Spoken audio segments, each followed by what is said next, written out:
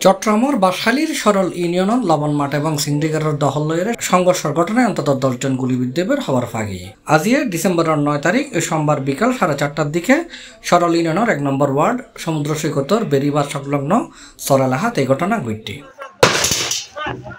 জানা গেই সরকারি বন বিভাগের জমি আধিপত্য বিস্তার করতে যায় সাবেক ইউপি সদস্য মনসুর আলম এবং ডাক্তার গিয়াসউদ্দিন গরিপুর মাঝে এই সংঘর্ষের ঘটনা ঘটে। সংঘর্ষে গিয়াসউদ্দিন গরিপুর 10 জন গুলিবিদ্ধ হয়। তারারে বাঁশখালী উপজেলা স্বাস্থ্য কমপ্লেক্সত চিকিৎসালয় লই যাইলি কর্তব্যরত ডাক্তার জান্নাতুল ফেরদৌস শশী তারার উন্নত চিকিৎসালয় চট্টগ্রাম মেডিকেল কলেজ হাসপাতালত ফাটাই দেয়। আর এই ঘটনাত গুরুতর আহত আরো বেশ কয়েকজন বিভিন্ন বেসরকারি হাসপাতালত চিকিৎসাধীন বলে জানা গিয়ে।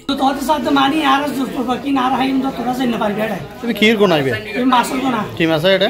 সিঙ্গি মাছের গোনা, তারপর লবণ চাষের গোনা। কত জায়গা আছে? প্রায় 115-160 মতো জায়গা আছে। এটা তো নৌগো গোনা আছে। এটা তো বর্তমান নৌগো গোনা আছে। মানে তারা উন হাত দেয়, মানে গো দহল করতে সাথে ধারণ সব দহল করতে সাথে। গুলিবিদ্ধ প্রায় 25 জনই। ঘটনা এটা আড়াল গরিব মানুষ আর তো অসহায় আর তো কিছুনে সারমেদি। এখন তারা আর উদি তার তো বেগিন আছে। প্রায় 4-5 জায়গা তার তো আছে।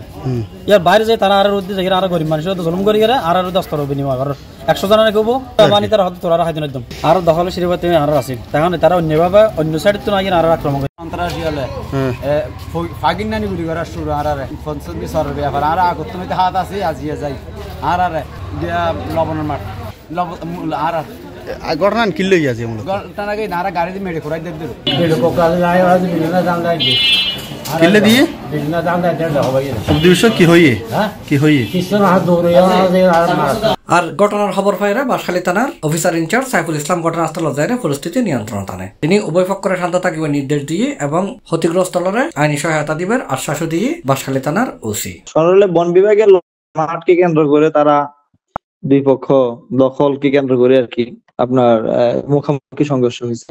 পুলিশ ছিল একটা বানালে না না এরকম কোন তখন সাথেই তো আমাদের পুলিশ পাঠাই দিল 5-6 জন মনে হয় যতটুকু শুনলাম 4-5 জন আমরা আইনগত ব্যবস্থা নেব। এই ঘটনায় এলাহাত রাজ্যে উত্তেজনা বিরাজ করে পরিস্থিতি নিয়ন্ত্রণে এবং আবারও সংঘর্ষ নিরসনে প্রশাসনের হস্তক্ষেপ কামনা করছি সাধারণ মানুষজন। C+ চট্টগ্রাম।